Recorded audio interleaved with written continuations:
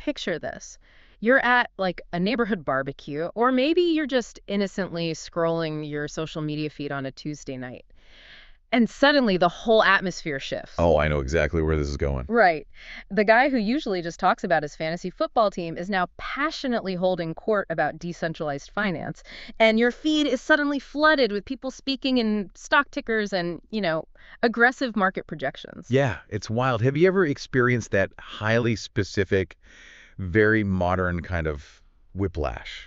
Yes, absolutely. It's incredibly disorienting. It feels like overnight, literally everyone around you has transformed into this seasoned Wall Street analyst. And you're just the only one left standing there without the secret map to the treasure. Exactly. And I mean, the immediate psychological response is usually this creeping sense of panic. You start wondering, wait, am I missing out? Like, am I being financially irresponsible by not doing what they're doing? It's a massive, intimidating wall of noise. It really is. Well, today we are going to build a framework for navigating that exact feeling. We're doing a deep dive into some really fascinating excerpts from Chapter 4 of the audiobook, The Leaking Pound, How to Build Your Wealth, and the Mystery of Money That Quietly Disappears by Gregory Scola. Yeah, it's a highly compelling text. Yeah. Because Scola doesn't just, throw dry mathematical formulas at you. He approaches wealth building through the lens of behavioral psychology. Which is so much more relatable. Right. He looks at the way our brains actually process the concept of money. And just to set the stage before we jump in, our goal today is to impartially explore Scola's behavioral theories. We just want to understand his perspective. So we aren't endorsing this as absolute financial gospel, and we're definitely not giving you personal financial advice. No, definitely not. We just want to unpack the fascinating psychological concepts he presents so you can better understand the emotional undercurrents of the investment world. Okay, let's unpack this. Where do we even begin when the financial chatter out there is just, well, so incredibly loud? I think we begin by establishing the core premise that Scola lays out right at the start of the chapter. He argues that the absolute biggest threat to your wealth isn't the stock market itself. Right. It isn't inflation, and it isn't the tax code. The biggest threat is human emotion. Specifically, human emotion that has been cleverly disguised as rational logic. I love that framing, disguised as logic. Because, I mean, when people talk about money at that barbecue, they rarely sound emotional, right? They don't sound scared or grief. No, they sound incredibly certain, very analytical. Exactly. Which brings us to the first big concept from the text. Before we get into complex market mechanics, School suggests we really have to look at what you encounter every single day, which is casual conversation. Yeah, he provides this sort of translation guide for what people say versus what their underlying psychology actually is. He's pointing out the massive gap between the spoken word and the subconscious reality of the speaker.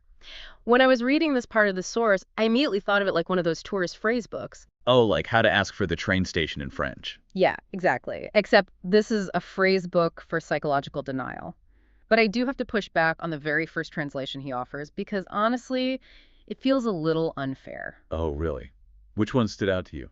Well, Scola highlights the phrase, I'll wait for the dip, meaning, someone is waiting for the market to drop before they invest. Now, when someone says that, isn't that just being a prudent, patient investor? You think so, yeah. Right. You're waiting for a sale. You want to buy low. Why is that flagged as a massive behavioral red flag in this text? Well, what's fascinating here is that it sounds perfectly logical on the surface, doesn't it? You think you're being strategic. You think you're channeling Warren Buffett, patiently waiting for the perfect pitch. Exactly. But Scola totally reframes that exact mindset. He argues that waiting for the dip is almost always just procrastination disguised as strategy. Wait, how is that procrastination if they literally have the cash ready to go? Because you have to look at the underlying mechanism of what that decision does for the person's anxiety. By declaring you are waiting for a dip, you completely absolve yourself of the responsibility to make a scary decision today. Oh, wow. It feels incredibly safe. If the market goes down, you feel like a genius. But here is the mechanism that people ignore. Markets, historically and broadly speaking, trend upward over long periods of time due to underlying economic growth and inflation. Right, right. The whole concept of compound growth. Your money makes money, and then that new money makes more money. Precisely. So if you are constantly waiting for a significant dip, You're likely sitting on the sidelines missing out on months or even years of that compound growth. Oh, I see. Yeah, by the time the dip finally happens, the new low price might still be higher than the price you originally refused to pay 2 years ago. Man, that is so true. It is a fear of commitment, dressed up as financial savvy. You aren't waiting for a bargain. You're avoiding the emotional vulnerability of being in the market. That makes a ton of sense when you look at it as an anxiety reduction tool rather than like a math equation. Let's look at another cluster of phrases Scola translates. What about the people who say, um, everyone is buying it, or it can't go down, or my personal favorite, this stock is going to 10x? Ah, yes. Those all fall under the psychological umbrella of herd mentality and greed. And again, there is an evolutionary reason our brains do this. Like a survival instinct. Exactly. Tens of thousands of years ago, if you saw everyone in your tribe running in one direction, the logical thing to do was run with them. It meant safety. Right, because there was probably a lion. Exactly. But in financial markets, the herd is usually the most dangerous place to be.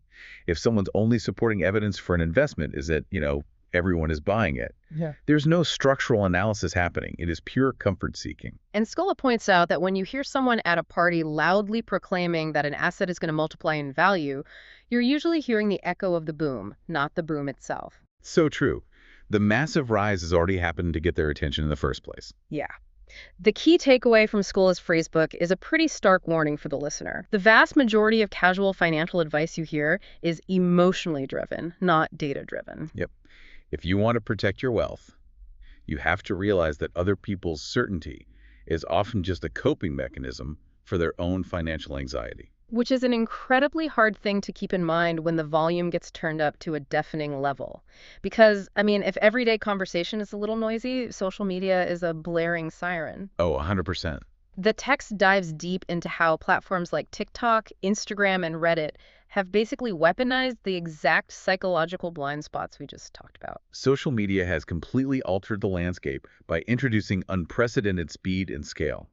We are no longer talking about a tip from a neighbor over the fence. No, definitely not. We're looking at millions of people coordinating behavior instantaneously. Right, and the text highlights the meme stock phenomenon to illustrate this, using the GameStop situation from early 2021.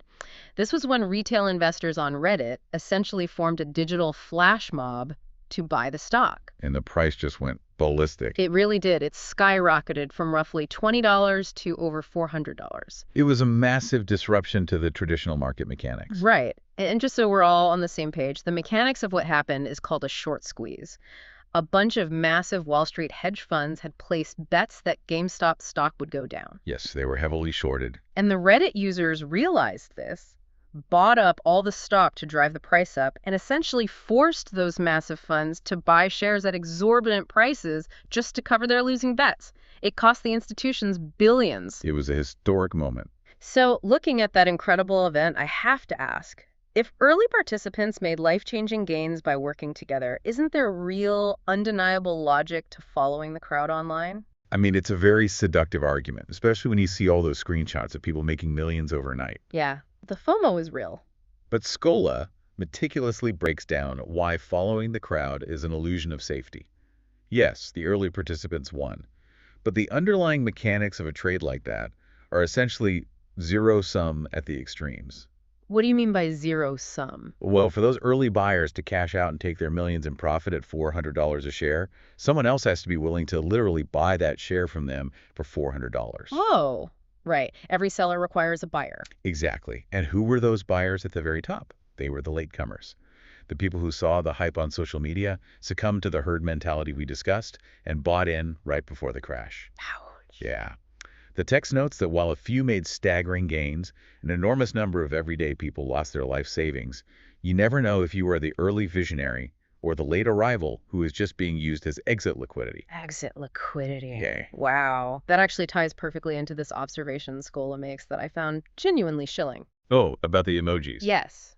He says, if you are scrolling online and you see comments saying, put your rent money in, this is a guaranteed win, accompanied by a dozen rocket ship emojis, the person posting that isn't trying to help you get rich. No, definitely not.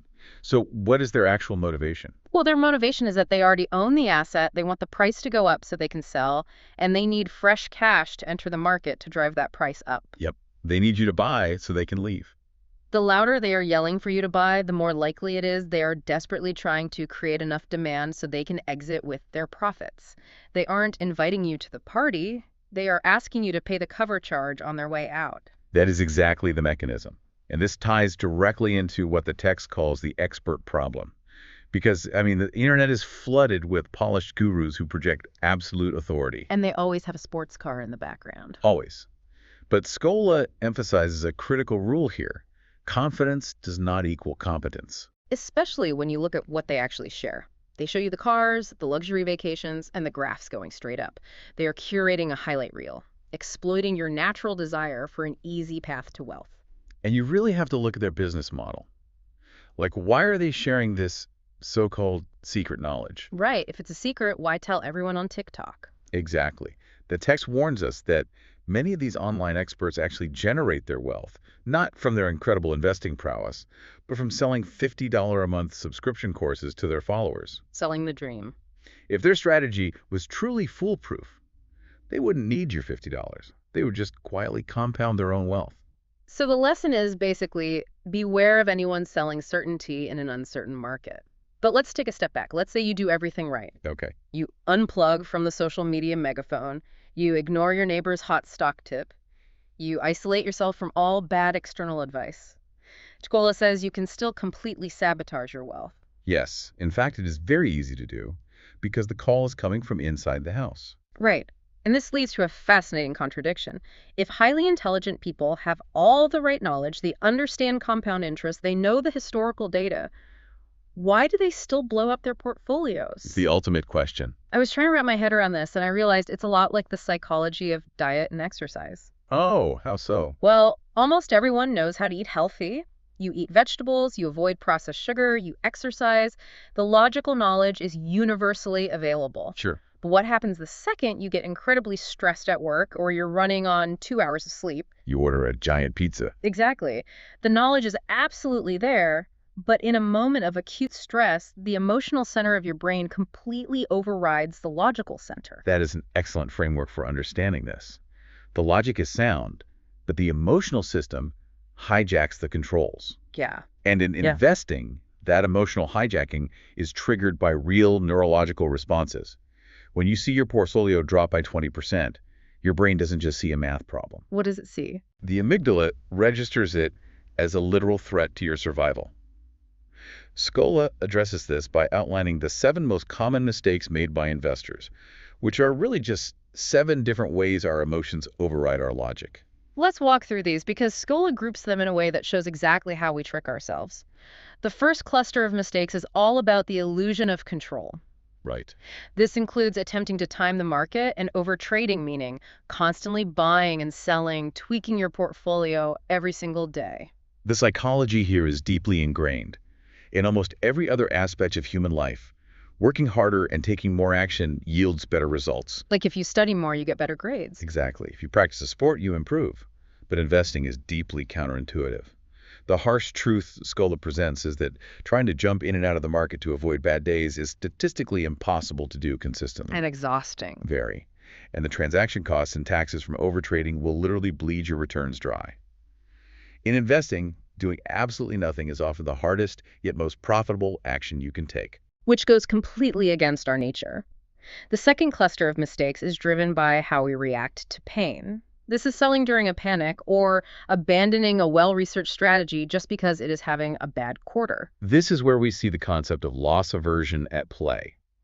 Behavioral economists have proven that the psychological pain of losing $1,000 is roughly twice as intense as the joy of gaining $1,000. Oh, wow. Twice as intense. Yes. So when the market dips, the pain is excruciating.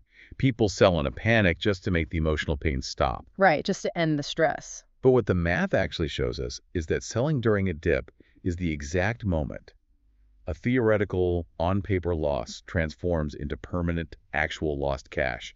And worse, it guarantees you will miss the eventual recovery. It's a permanent solution to a temporary problem. Okay, the third cluster involves our blind spots. This is chasing past performance like buying last year's hot stock and a lack of diversification. Yes. Now, I've heard some people argue that diversifying your investments across many different things is just watering down your potential winners. Like, why does Scola consider a lack of diversification a deadly sin? Because of the math of catastrophic risk.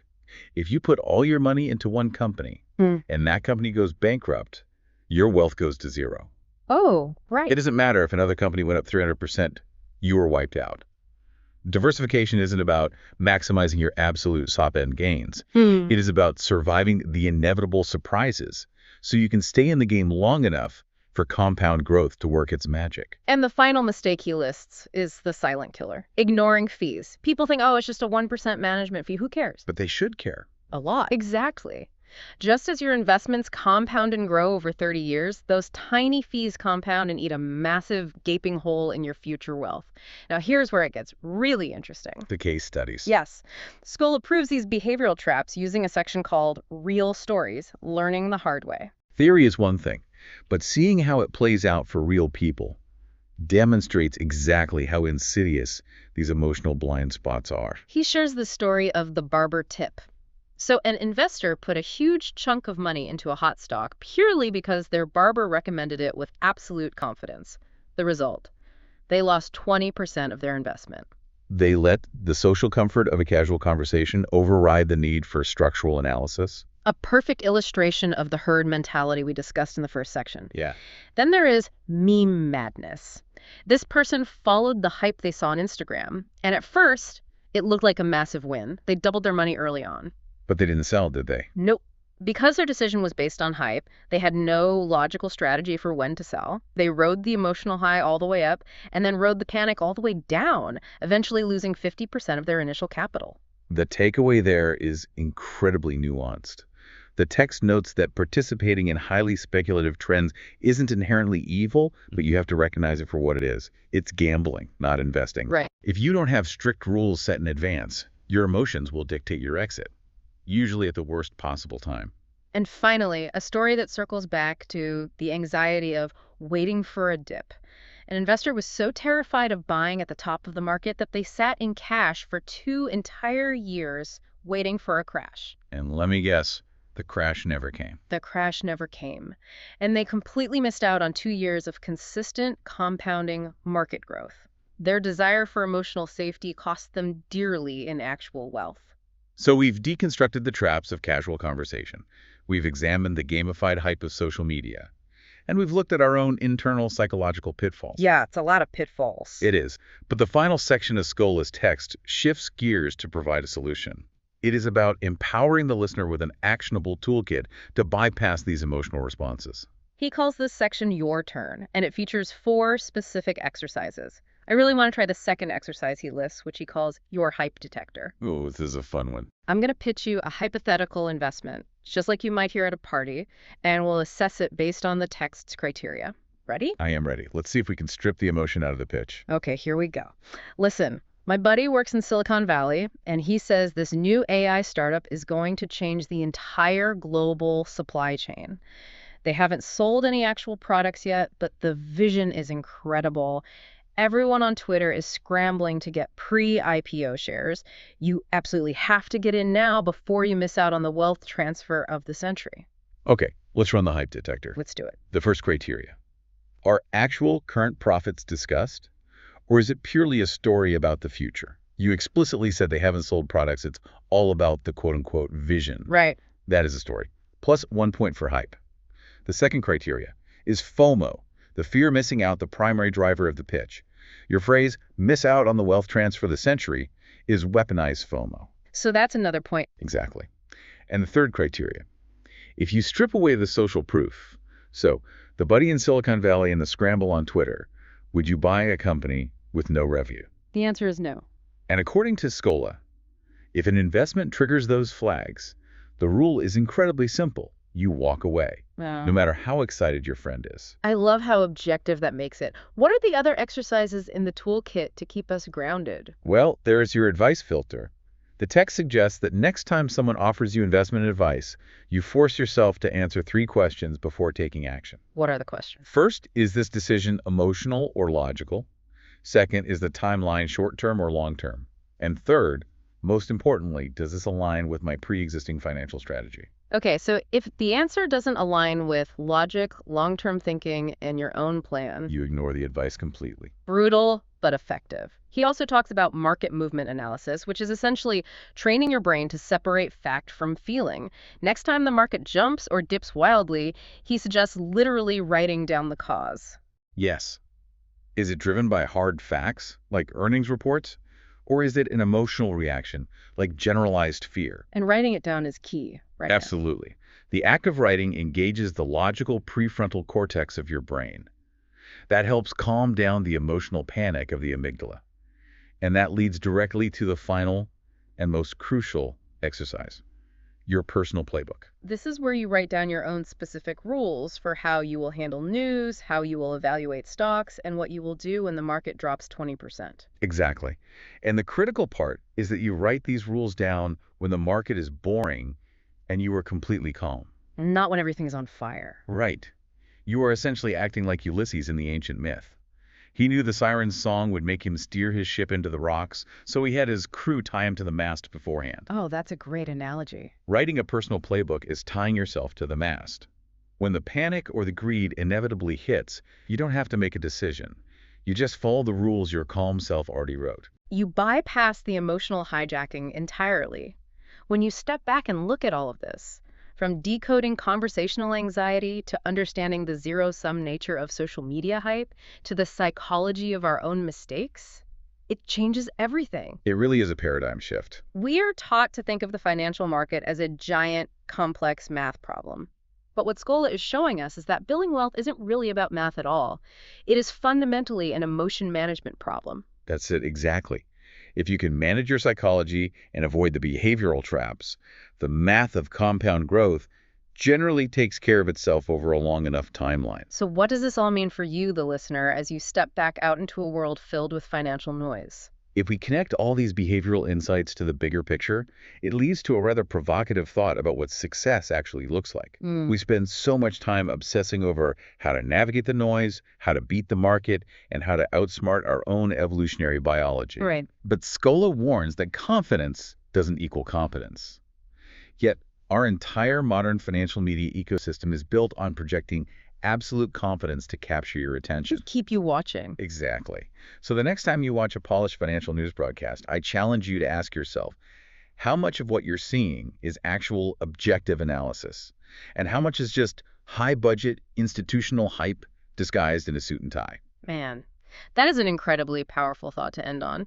Because if our brains are literally wired to fail at active investing, maybe the ultimate financial flex isn't learning how to constantly beat the market. No, maybe true wealth is engineering a life and a passive strategy where you rarely have to look at the market at all. Reclaiming your mental peace. The goal isn't to become a better financial gladiator. The goal is to not have to enter the arena at all. Thank you for joining us on this deep dive. Remember to filter the noise, manage your emotions, and as always, keep questioning everything.